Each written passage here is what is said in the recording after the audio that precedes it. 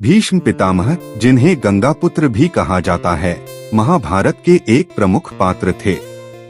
उनका असली नाम देवव्रत था, लेकिन उनके महान त्याग और व्रत के कारण उन्हें भीष्म कहा गया।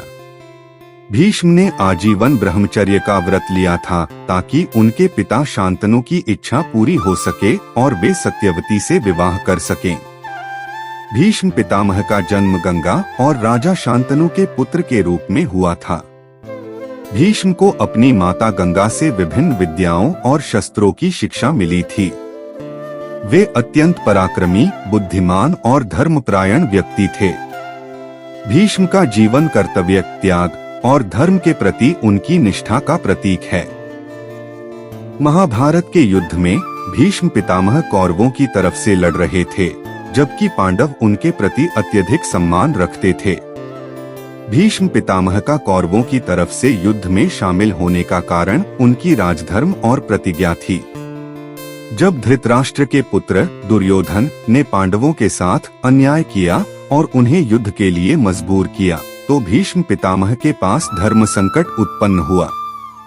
वे जानते थे कि पांडव धर्म के मार्ग पर हैं, लेकिन उनके प्रति उनकी निष्ठा उनके कर्तव्य से बंधी थी।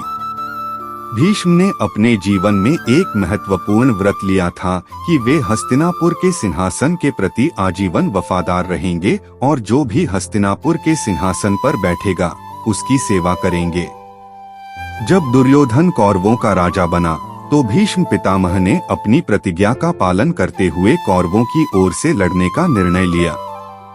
वे जानते थे कि दुर्योधन का आचरण गलत है, लेकिन उनकी वफादारी और प्रतिज्ञा उन्हें पांडवों का साथ देने से रोक रही थी। भीष्म पितामह के लिए यह एक गहरा नैतिक संघर्ष था। वे धर्म और अधर्म के बीच फंसे हुए थे, लेकिन अपने वचन और कर्तव्य के प्रति अडिग रहे। उन्हें ज्ञात था कि इस युद्ध में विजय पांडवों की ही होगी, लेकिन फिर भी वे कौरवों के पक्ष में लड़े क्योंकि उनकी प्रतिज्ञा और राजधर्म यही मांग करता था। महाभारत के युद्ध में भीष्म पितामह का योगदान महत्वपूर्ण था। वे 10 दिनों तक युद्ध के सेनापति रहे और अजय रहे।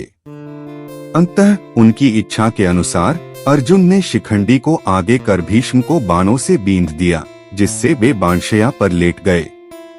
उनके बाणों की शैया पर लेटने का दृश्य महाभारत का एक अत्यंत मार्मिक और प्रेरणादायक प्रसंग है, जो हमें यह सिखाता है कि कर्तव्य और धर्म के प्रति सच्ची निष्ठा व्यक्ति को कितनी ऊंचाइयों तक ले जा सकती है।